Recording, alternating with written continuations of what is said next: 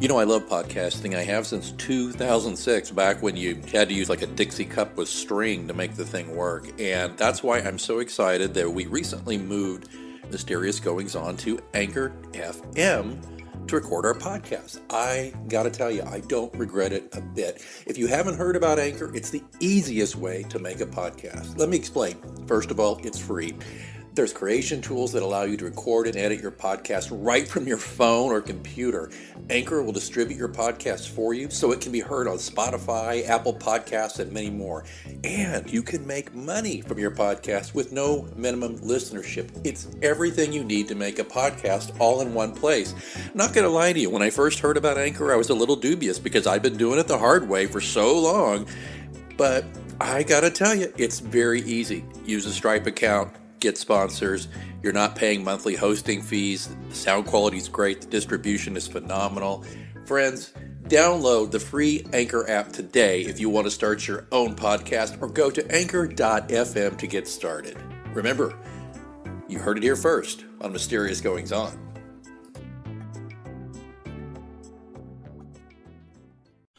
Welcome back to Mysterious Goings On. You know, in recent years, the nation of Scotland has exploded onto the mystery thriller scene, with authors offering a distinctly Scottish take on the crime novel. Often called Tartan Noir, delighted readers have seen the rise of crime fiction masters, including Ian Rankin, William McIlvanney, Louise Welch, and Val McDermid. However, while today's guest is easily part of that clan of writers, he chafes at the colorful Tartan Noir descriptor. Let's find out more about that, as well as his take on writing several series, true crime, and more, as we meet Douglas Skelton, author of the new thriller Thunder Bay, on Mysterious Goings On. Welcome, Douglas. Thanks very much. Thanks for having me. Yeah. Was I too off base on the Tartan Noir? I think I read somewhere that you weren't a big fan of that. I'm not a big fan of the label, and that is exactly what it is. And I understand why it's used, because it's an easy label to use. But the problem with it is that it can lead to quotas. It can lead to people thinking, well, you know, agents, publishers, for instance, I've already got my quota of Tartan Noir authors, so let's move on to somebody else. And my view is that, you know, there are I'm going to say good books and bad books, and that's totally unfair because everything is subjective. But, you know, the book is either good or you don't think it is, and it shouldn't matter where it's set or where the author is from. I like that. Why don't we put a pin in that? We might get back to that a little bit more later. Thunder Bay is a hit in Scotland. It's been long listed for Bloody Scotland's McIlvanney Prize for Best Crime Book of the Year, and is shaping up to be the same here in the U.S., with a Publishers Weekly starred review that raves about it, saying it's got exquisite language, credible characters, and unrelenting suspense. This crime novel has it all.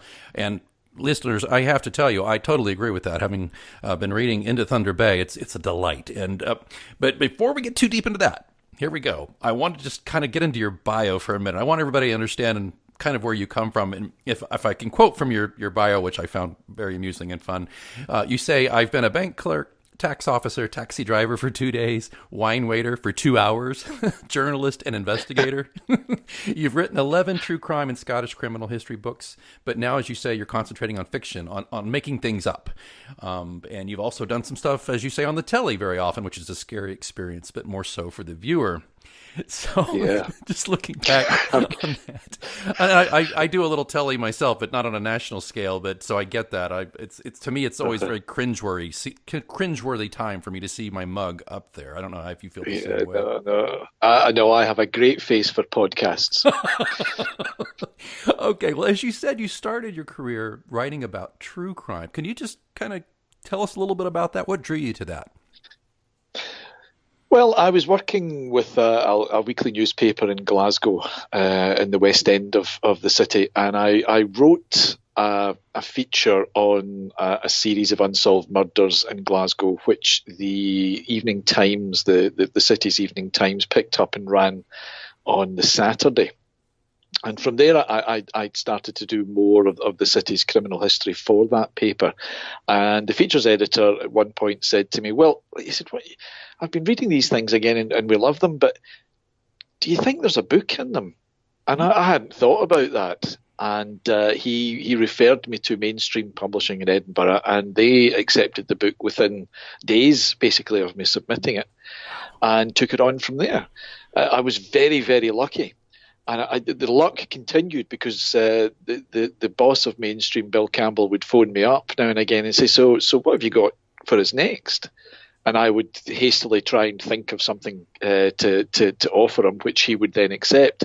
Now, I think I was a professional, not a tax dodge, but a tax break for them. The true crime books didn't really sell that well.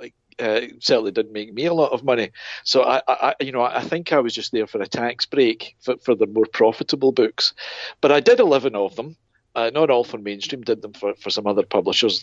One was an investigative piece on a miscarriage of justice in Scotland, and I stayed with the campaign for 10 years until the two men who had been convicted of a quite horrendous mass murder in Glasgow in 1984 were cleared by the appeal court.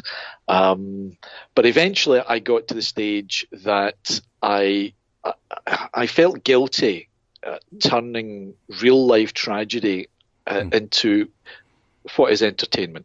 Yeah. The miscarriage of justice book aside, the rest of them were designed to be entertaining, and I began to feel guilty. So as I was writing the true crime books, I started to go further back and do more historical crimes, which interested me more than the modern stuff, to be honest. Yeah, and I was a former journalist myself, and what always struck me when I've interviewed murderers, I've been into prisons to interview criminals, I've interacted with the criminal justice system in that regard, and just in keeping with what you just said, first of all, usually when I interviewed people who were involved in crimes, the sheer banality of it, first of all, so many of them had such strange personalities that just seemed like a light switch went off, and that's with them, and that was easy for them to do those things. But the other thing too was, it was just overwhelming sadness. So I got to a point where it depressed me too much to really involve myself in crime. So did you find that also that beyond the fact that you didn't really want to profit off of people's misery, but did you find it personally distressing? Yeah, to an extent. It also came later when I was doing investigative work for some Glasgow lawyers, and was actually investigating current crime, as it were, or certainly cases that were coming to court. And you would meet the victims, and you would meet the families of victims. It's not always murder, obviously. It's more petty crime, but there were assaults, and there was and everything has an effect. The ripples do spread out from the initial crime, and you can't help but feel sorry for people. And yes, it did become. It does have an effect. I think you go one way or the other. You either develop the hard outer shell, which doesn't mean that you don't care. It just means that you can deflect the sadness and the tragedy off, still affects you, or you can go the way that you obviously went, and I went to an extent, and that you take it in, and it has an effect on you, and you have to turn your back on it and stop doing what you're doing. And we'll get to this later, but it just strikes me about the scene where your heroine in Thunder Bay, Rachel, is interviewing a woman who obviously her daughter was killed, I believe, and Rachel's inner monologue is about empathy, and but she's still waiting for the money quote from the person she's interviewing so she can get done with the story. Yeah, she knows she's got to do her job. That is her job. It doesn't mean that she doesn't care, but she knows what the media industry wants from her. And throughout the book, she's kicking against that as well, as you know. Yeah. But she does know, and just because she recognises that the quote that the woman finally gives is the money quote, doesn't mean that she doesn't here.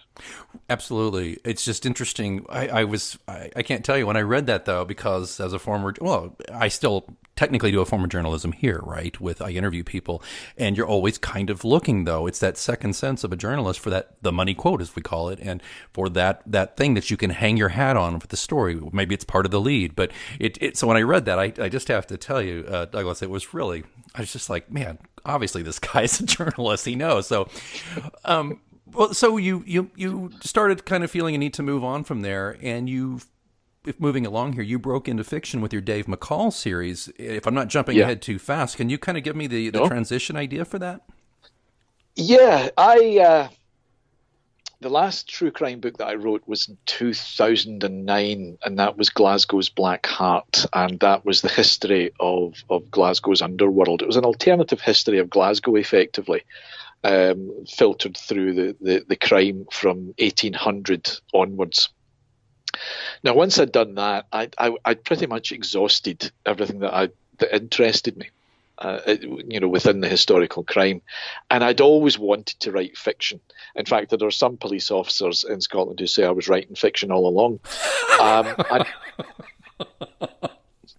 So it took 2 or 3 years, and I wrote the Davy McCall books. There were 4 of them, and everything that I'd learned in investigating for the solicitors and researching for the true crime filtered into the Davy McCall books, because Davy McCall, when I started to think about it, I thought, what am I going to write about?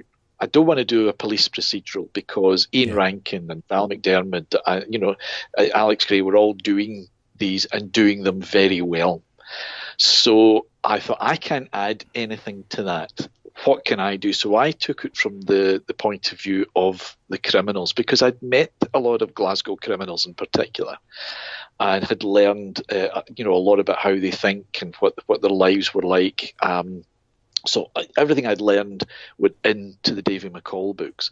They are all fiction. There is nobody in the Davy McCall books that is based on any actual person, whether it's a criminal or a police officer or a newspaperman.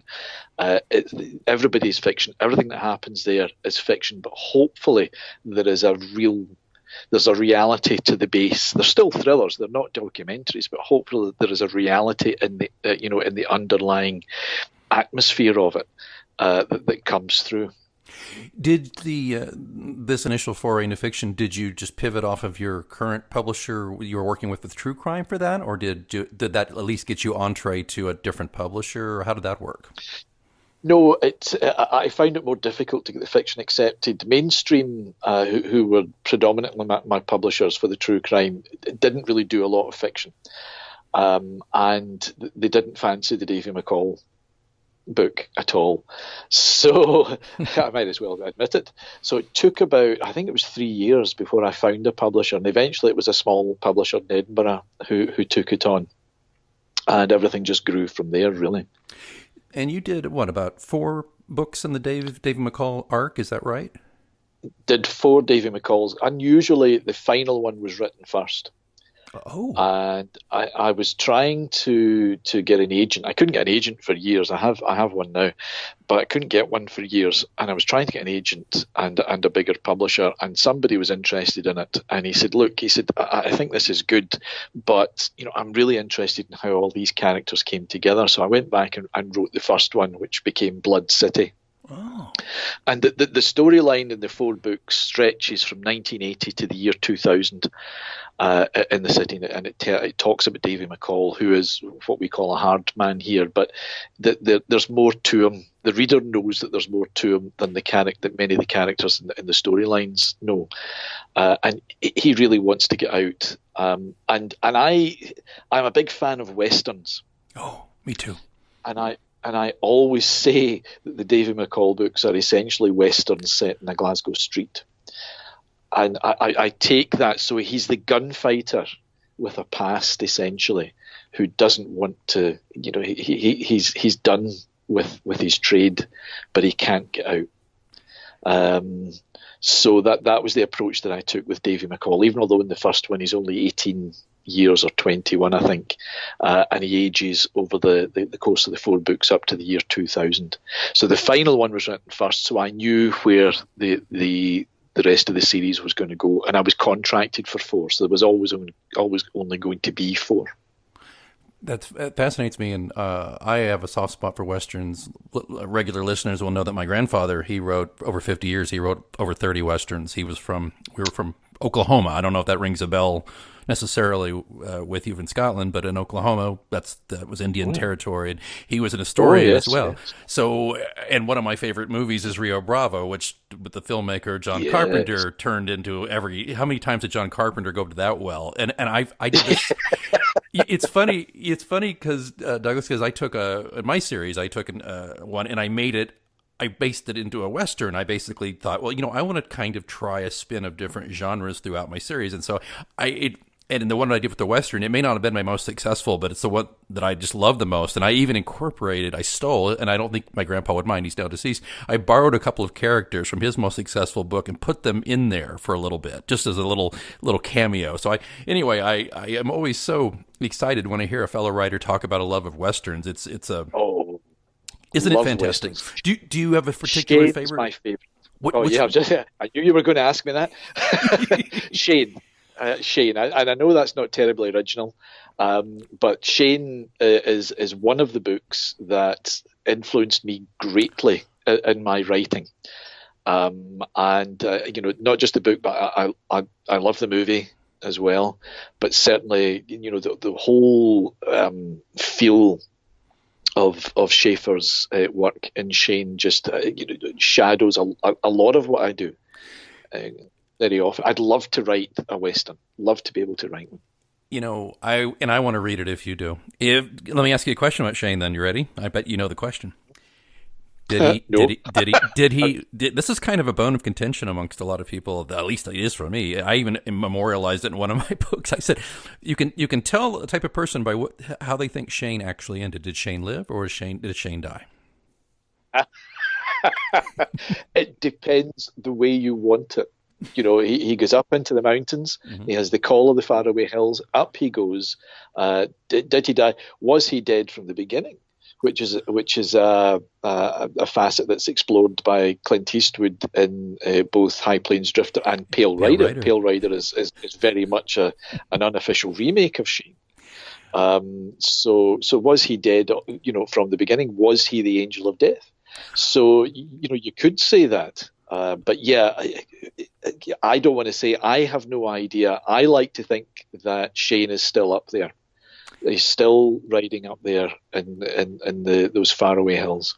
And it's, again, to go back to Davy McCall, if anybody ever reads them and gets to the end, you will see the influence of Shane once again in how the 4 books end.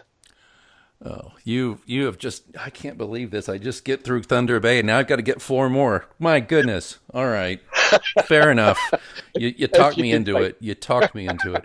Okay. Well, speaking of that, so let's shift gears a little bit more. So you got through those 4 wonderful Davy McCall books, and then you got into Dominic Quest, correct? Is that the name? Yes. Now, what is that all about?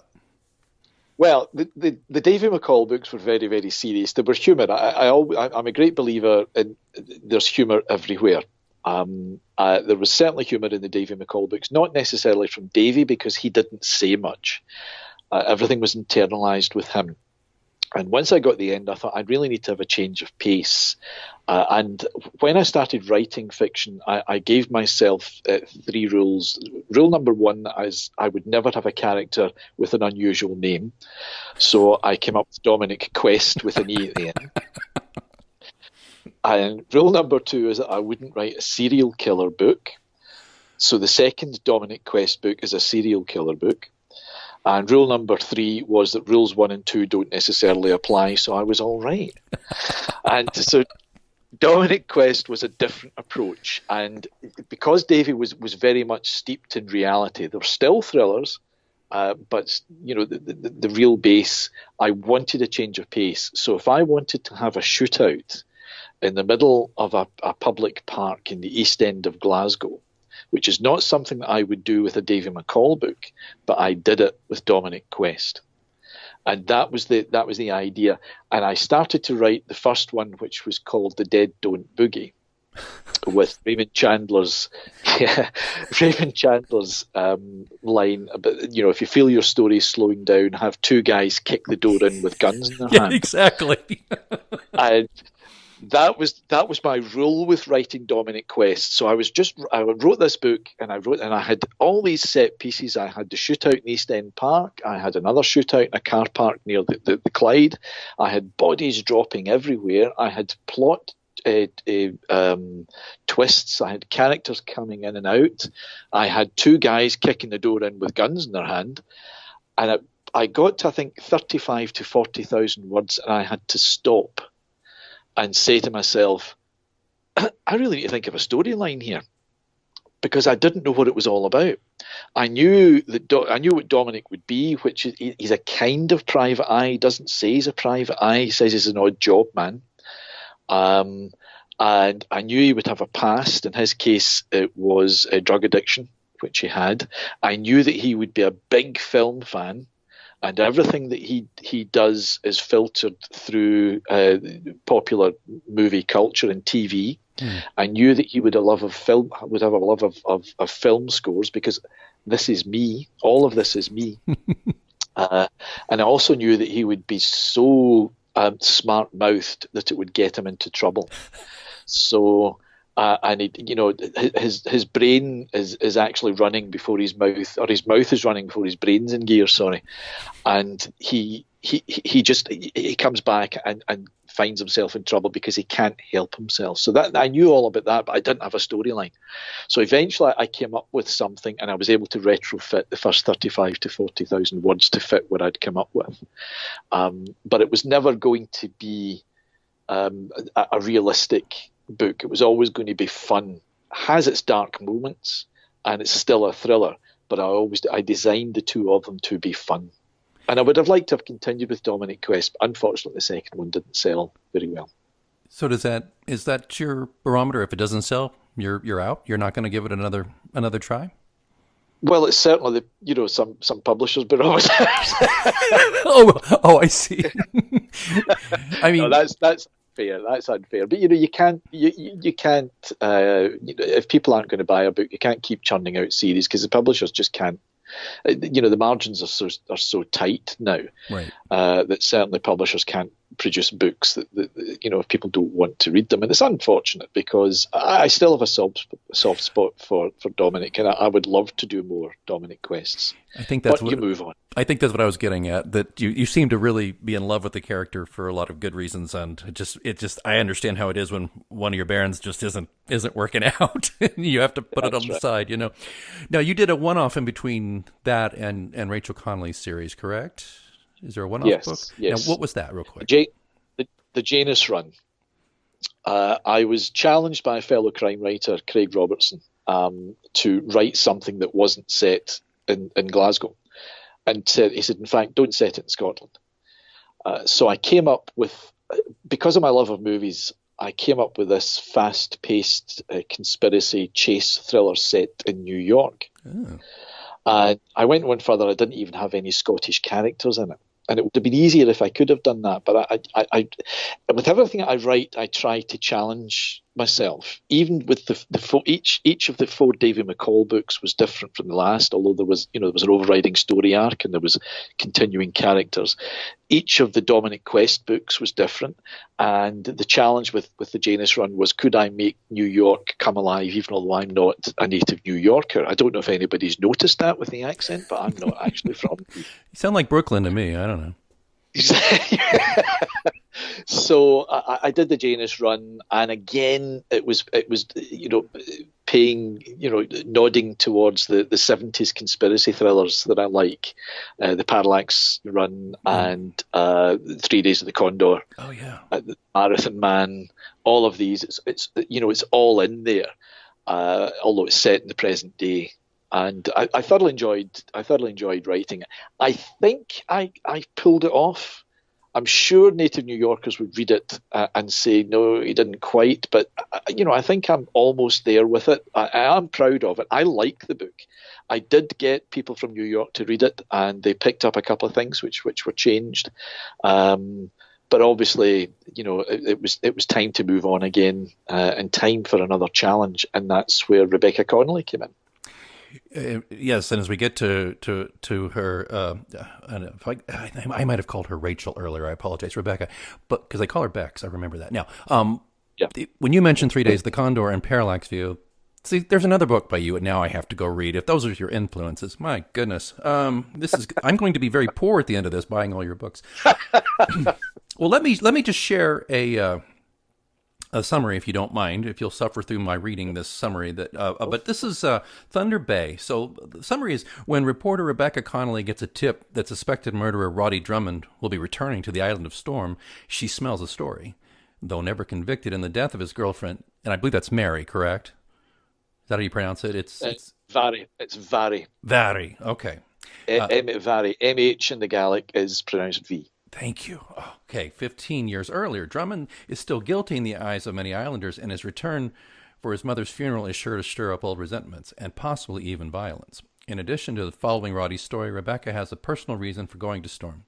Her father grew up on the island, but he left when he was young and never returned. His refusal to speak of Storm or say what drove him away raises Rebecca's suspicions and drives her to seek out whatever mystery lurks in her father's past. Defying her editor, Rebecca joins forces with local photographer Chaz Weimark to dig into the mystery surrounding Barry's death, and the unexplained last words, Thunder Bay. Thunder Bay is the name of the secluded spot on the west coast of the island where, according to local lore, the souls of the dead set off into the afterlife.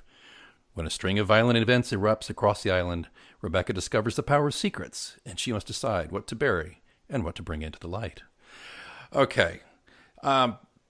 First of all, I don't know who writes your blurbs, if you wrote that or not, but that's fantastic. That just pulls it all together really well for me. It's really good. I didn't write it. That's an incredible blurb. I thoroughly love that blurb. Yeah. I am terrible at writing those for mine. I've been asked to write them, and I'm just like, I want to say everything. Of course, that's what the book is. But so the thing that struck me that I wanted to ask you right off the bat about this, having just gone through your publishing history, what made you shift to a female protagonist? It's the challenge thing again. The whole thing is a challenge. Could I write as a 20-something female? Because again, the more eagle-eared of your listeners will note that I'm not a female, even although I'm just barely out of my 20s. So, I wonder which photo we should use on the blog post about this one. You let me know, okay, Douglas? I hope you've got Photoshop. But other photo editing applications are available.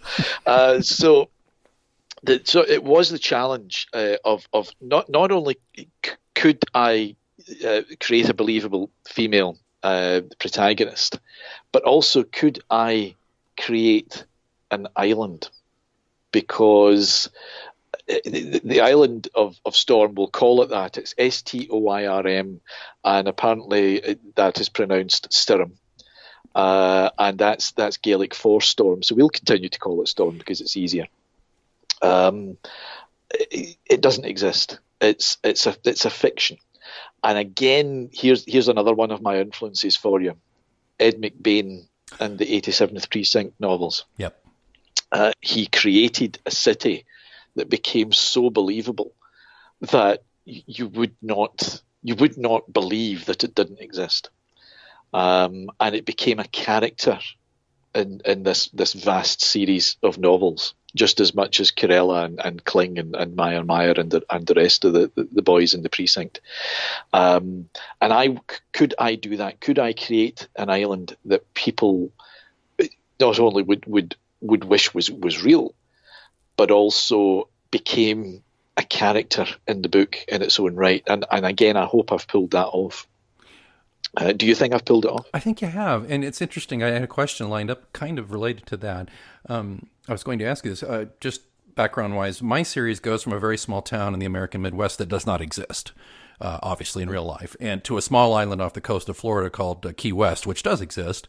My character throughout the series toggles between those, and I do that because, frankly, I find the smaller settings more manageable for me. Because that's for my limitations as a writer, perhaps. But is there something about writing about smaller settings, villages, and islands that you find challenging or more helpful, or both?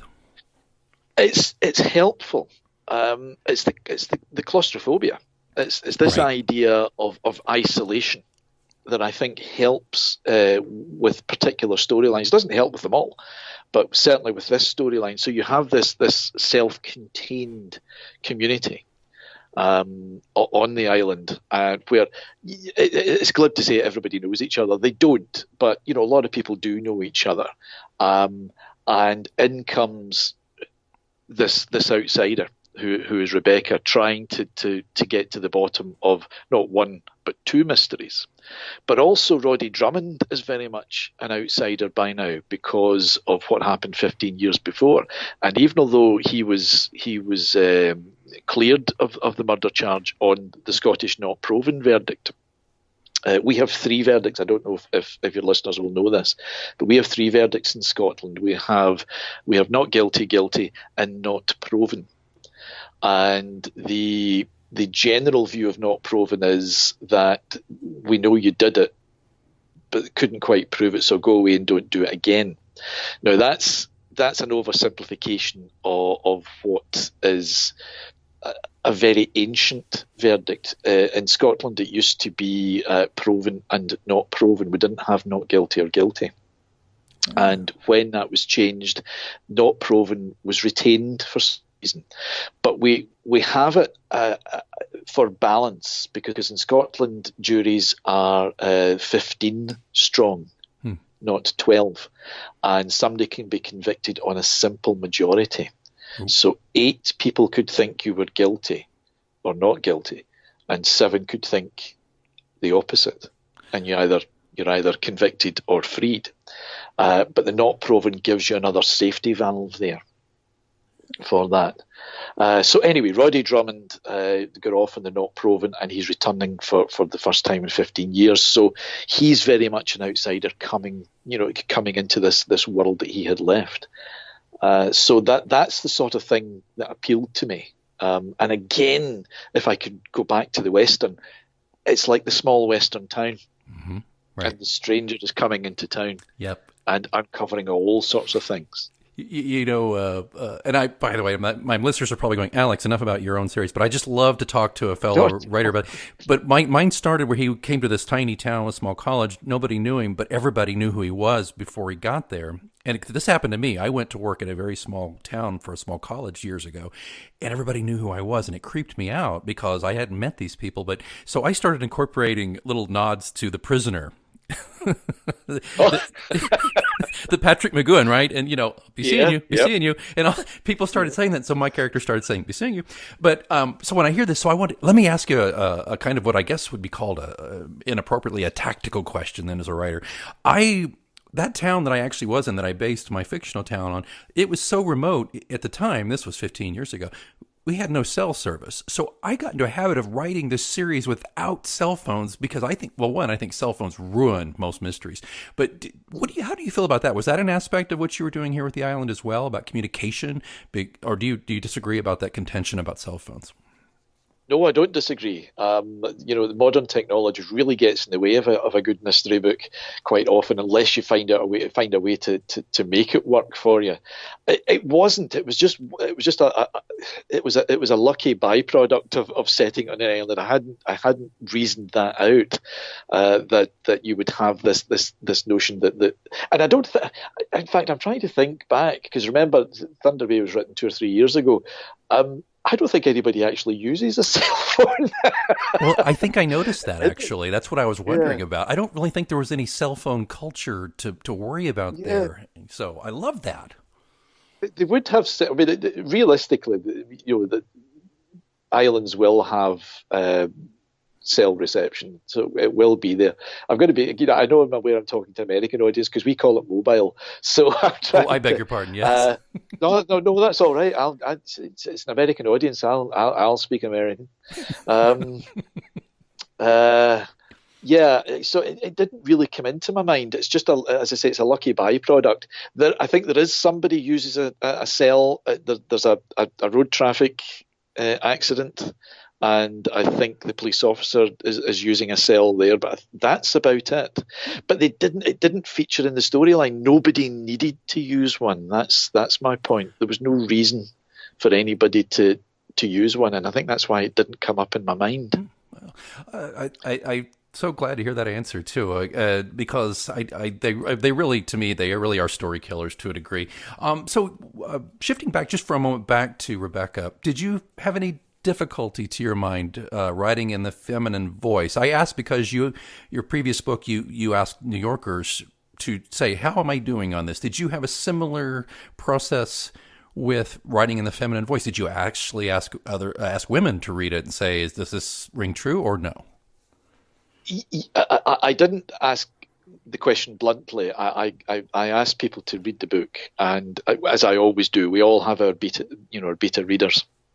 And my approach was just, I approached her like I would approach any character. Any writer approaches their characters. It's like a method actor. I think, and so you get into their heads, whether it's male or female, and so. The plus side is that Rebecca doesn't exist. She is completely a figment of my imagination. So I created her. The one thing that I didn't want to do, which apparently is a mistake that male writers can have when writing female characters, is have her admiring herself in the mirror. And this is something that I hadn't thought about it when I did it, but this is something that's been said to me subsequently. You didn't have her, admiring herself in the mirror. So my approach was just as with any other character. I kind of disagree with this idea, but strong female characters. Every character that you write should be strong. Even the weak characters should be strong, if that makes any kind of sense at all. Yeah. So that is always my approach. So the attention that I give is even. I refused to let the fact that I was male get in the way. Right.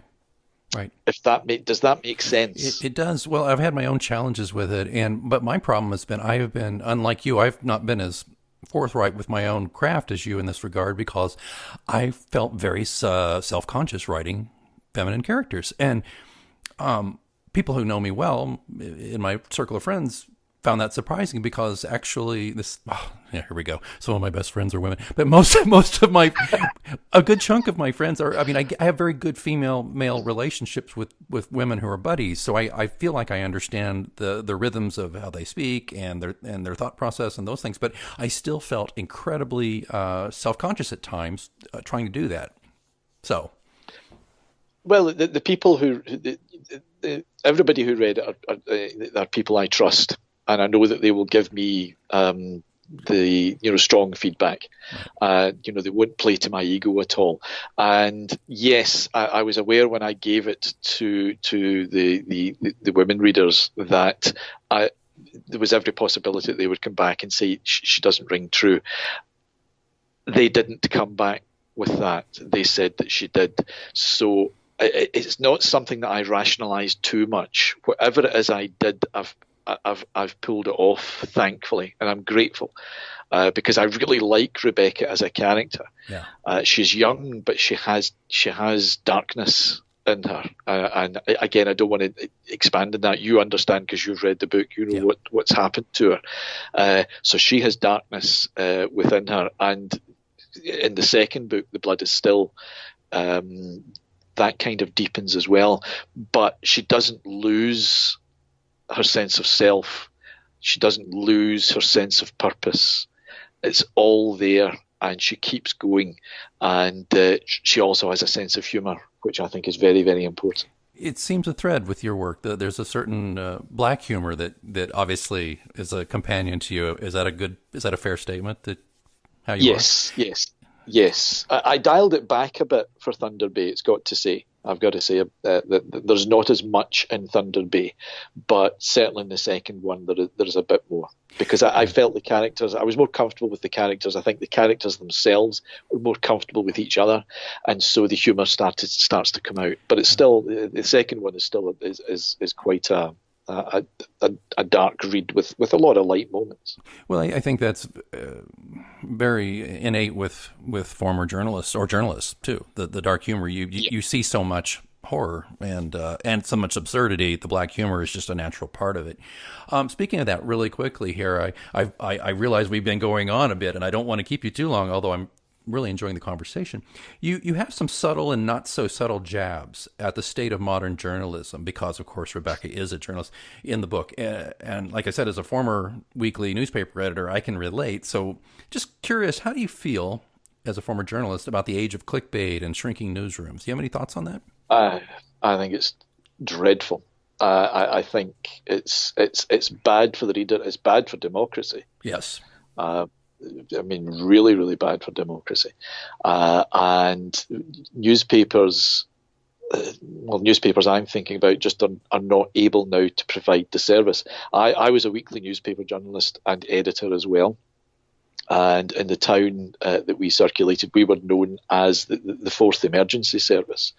So even local councillors sent people to us because they couldn't get anything sorted for their constituent.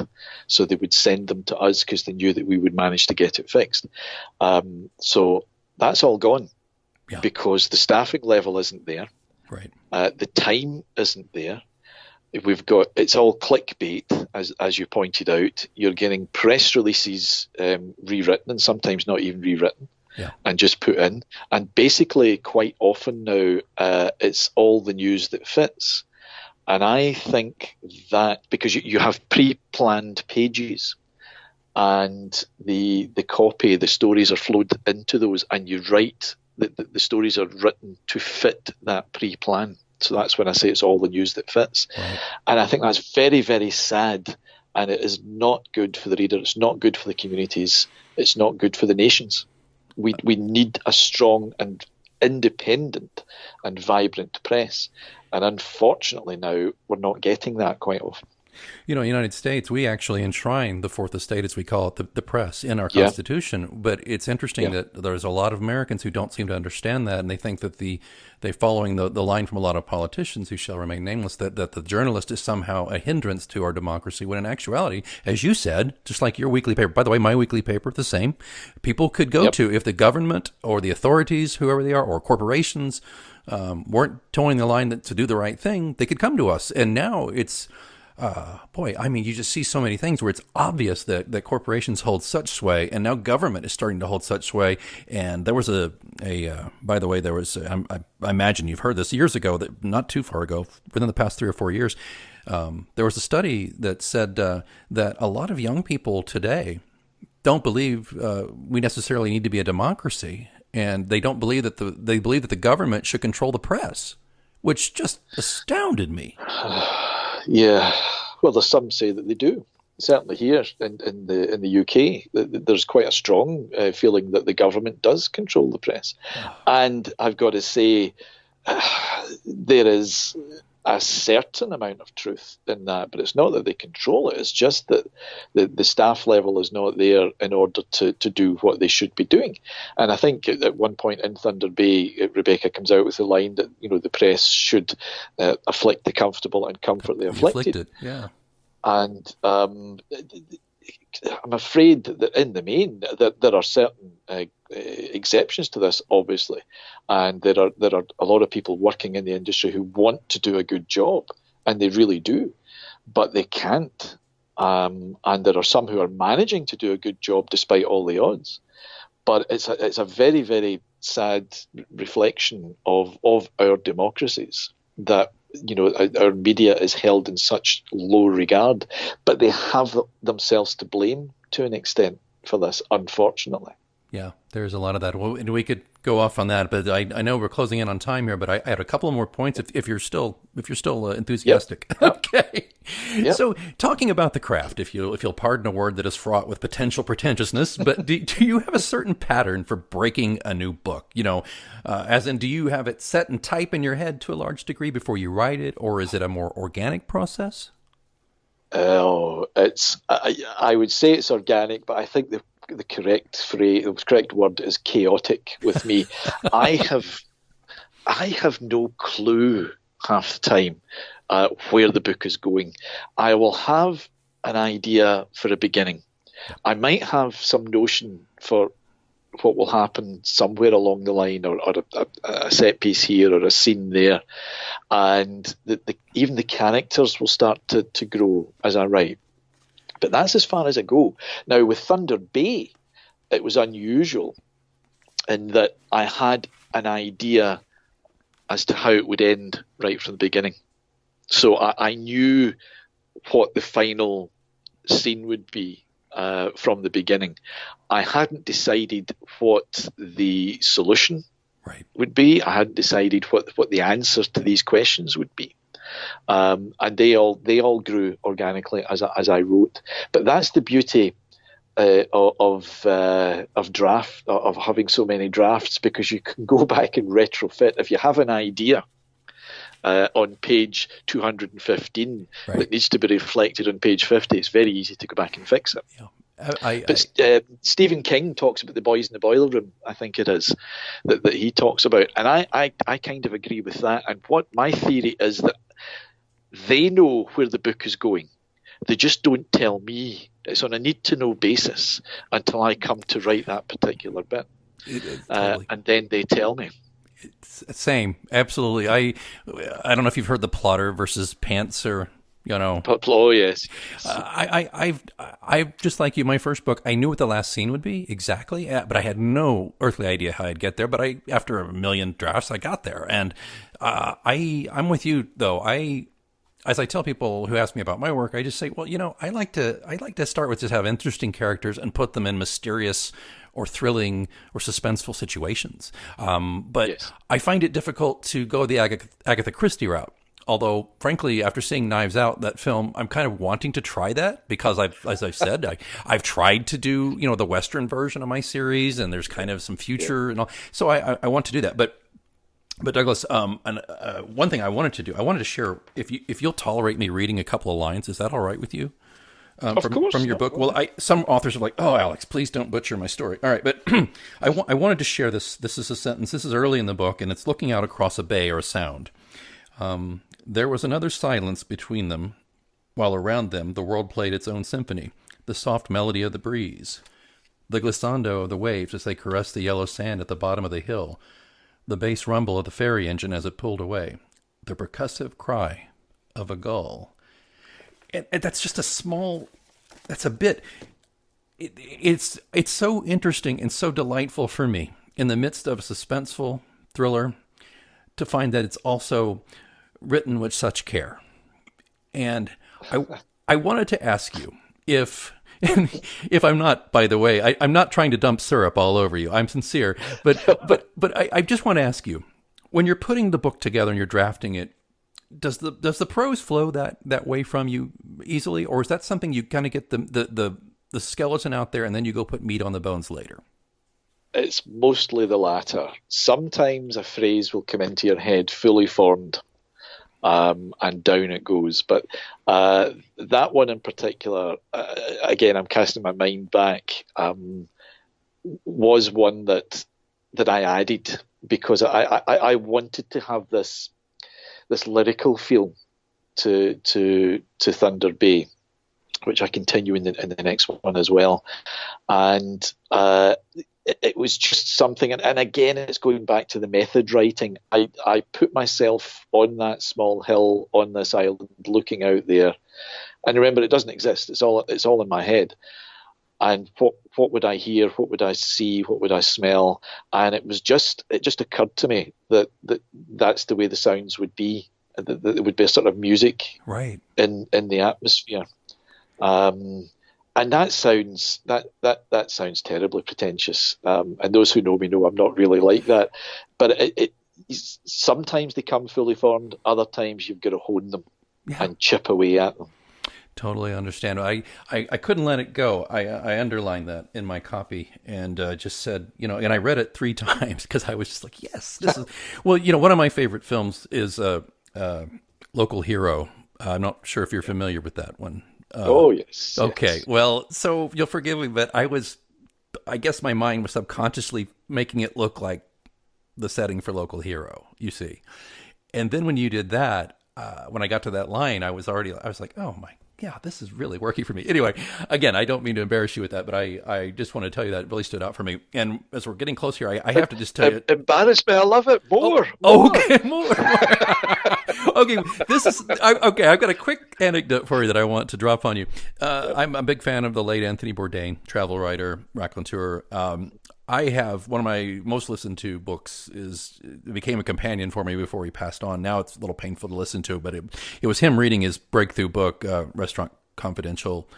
But he tells the story when he was very down on his heels before he was famous, and he was a drug addict and he was having issues. He needed a job, and he heard that there was a new steakhouse coming in New York City, and he was kind of a journeyman. Well, the owner of that steakhouse, I'm getting to a point here, Douglas, don't worry. There's the owner of that steakhouse was a Scottish tycoon, basically, of restaurants. I don't know the name, and he didn't really elaborate. But he got an interview, and it was with the new general manager and this Scottish owner, right?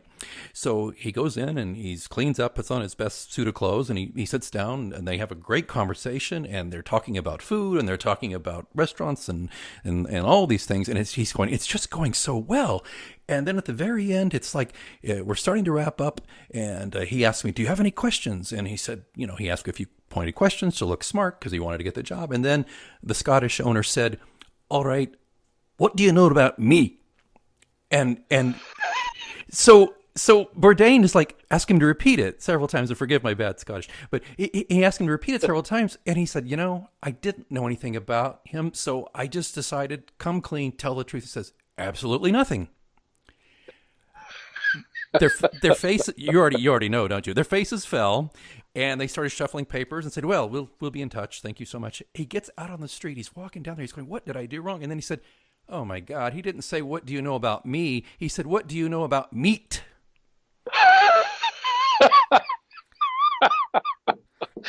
Well, there we are. That's the differences in the accents, isn't it? The language difference.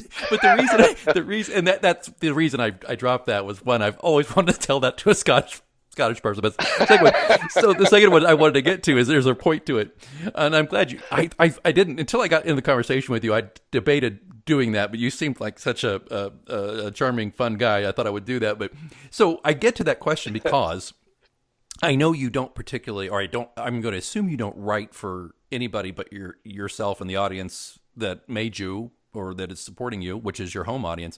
But do you ever think about, I mean, your dialogue is great, and it's obvious that you've had a lot of life experience with people, and you've got an ear for it, and each character, you don't have a lot of problem reading the characters in conversation, knowing who's talking. Sometimes you read authors and you're like, if he didn't say he said here, I don't know who said it. That's not a problem with you at all. But is there any question in your mind now that you are getting outside of Scotland about how to maintain the dialogue and the storytelling? But do you feel yourself needing to, like, I couldn't pronounce a couple of the names already, right? Do you feel a need to dial back on the Scottish dialect and idioms? Out of fear of it being impenetrable? That was a long question. Sorry. It's a very good question, and I think the answer is to an extent yes, because you don't want to lose the flavour. You want to keep the background. You want to keep the strong background going. But to a certain extent, one of the criticisms I saw of Thunder Bay was from a non-Scottish reader, and it was because there was too much Gaelic in it. Now, I don't have people speaking Gaelic in it, but there are Gaelic phrases because they do speak Gaelic in the Highlands and Islands. Not everybody, but they do speak it. If you go up there, you see that the road signs are both in English and in Gaelic. But they didn't like that. And I took that on board, and I thought, well, I'll watch that in future, because the last thing you want to do is lose your reader. Right. So, and you've got to be aware that not even Scots can be confused by Gaelic because they don't speak it. So, yes, it's a very good question, and the short answer, I've given you a long answer just to say, yes, I am very much aware of that, and I have dialed it back a bit, but it's still there. Because each book, the idea behind the Rebecca Connolly books is that each one will reflect some aspect either of Scottish history in some way, or mythology. Thunder Bay, it was the mythology of the island and the Highland clearances. When the noble families cleared a lot of their land of the ordinary folk in order to make way for grazing sheep. And a lot of them went across the Atlantic to Canada and America, as you probably know. So the great Scottish diaspora, they call it. Right.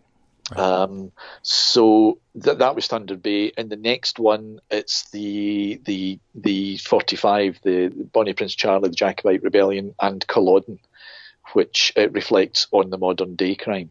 So that's the theory. So all of that is there. That's the basis of the plot lines. So I won't be dialing back in that, but certainly perhaps dialing back a bit on the use of Gaelic. And that gets me back to where we started, just about where I asked you about Tartan Noir. If you could flesh that out for me, then, because it sounds to me like you're trying to make the point about. This sounds a little clinical, but your readers can purpose your stories and don't have to be heavily knowledgeable necessarily about Scotland, right? I believe, sorry to steal your thunder, but I believe you said previously these books are basically written that they could be set anywhere. Am I paraphrasing that correctly? No, yes, that's exactly right. I think practically any book could be set anywhere. The storyline, sorry. Let me just clarify that you could take any story and put it anywhere, but what will bring it to life and what will set it apart is if you bring the setting to life. You have to have a good, strong, not just characters, but the setting has to be believable, and the setting has to be part of what you're writing. But you can take a storyline. I could take the Davy McCall books and put them into Manchester or London or even New York or Chicago and still tell the same story, but the background would be different. I could take, Thunder Bay and move it to a small island off the coast of Canada or a small island off the coast of Vermont, say, and tell the same story. But it would have a different flavour. It would have a different feel to it. It would have a different texture to it because of the setting. Gotcha. That's what I mean. So as we're wrapping up here, does Rebecca Connolly have an end in sight, or is that something you don't want to share? No, there is not an end in sight. I'll happily continue to write Rebecca Connolly stories. I would also like to do other stories as well. I would not like to be tied down to one particular series. So hopefully I'll be in a position to do perhaps standalones or another series to go alongside. My hero Ed McBain did that. James Lee Burke has done that. So that's the idea. But certainly I do enjoy Rebecca Connolly. I enjoy writing. I hate the actual physical act of writing. Right. But I enjoy, as Dorothy Parker said, I don't like writing. I like having written. Exactly. And I think I'm the same. So I like the Rebecca Connolly books. So I will continue them as long as I'm allowed to. Oh, very good. And since we do have beyond a strong reader listenership to this, we do have a lot of writers and people who want to write. Any quick advice for budding writers out there? Maybe is there one thing you would impart to them as a successful writer? Writer's block does not exist. Yes. That's just an excuse. It's all in your mind. It's maybe a problem. It's maybe you're not writing the right story. Perhaps you're not writing in the correct voice. But writers write. That's what we do. And the biggest piece of advice is just get it down. It doesn't matter if it's good, bad, or indifferent. You can fix it. Just get it down. Power through. Well, is there anything I haven't asked you about, and since I've already worn out your ears today, but is there anything I haven't asked you about that you'd like to share before we wrap this thing up, Douglas? No, I think you've covered everything that I can think of. Well, how about this then? How do people find your books and learn more about you? I have a website. I knew you were going to ask me this, www.douglasskelton.com. It's very original. I'm on Twitter, and I think it's Douglas Skelton 1. And also Facebook. But if you look for Douglas Skelton, you'll find me. There's an author page on Facebook too. So these are the three main ways. The book is Thunder Bay is published by Arcade Crime, and I'm very, very grateful for them to bring me to the United States. I don't know if you've noticed, but I am very heavily influenced by US crime writing. Right. The authors that I admire, as I've said, are all American. I'm a huge movie fan as well, so everything goes into the books. So I'm grateful for Arcade and Skyhorse to bring me over there. Yeah, I'm grateful they introduced me to you and you to our listeners. And by the way, listeners, don't have no fear. I will put all of these links for Douglas in the show notes, so you can go catch those at mgopod.com. Thank you for joining us today, Douglas. Thank you so much. Well, thank you for having me. It's been great. Oh, I've really enjoyed it. Stay safe. And thank you, listeners, for joining us. Don't forget, you can find our entire back catalog of interviews with authors, creative people, and of course, my own brand of silliness at mgopod.com. You can also download it on Apple Podcasts and wherever you find podcasts. And don't forget, you can purchase autographed copies of the John Pilot Mysteries there on mgopod.com, or get them in ebook and paperback on amazon.com, or on order from your favorite bookstore. Wouldn't be a bad idea these days to order it directly through your local independent bookstore. By the way, everybody could use that help. So, on behalf of our wonderful guest from Scotland, I'm Alex Greenwood. Until next time, keep reading.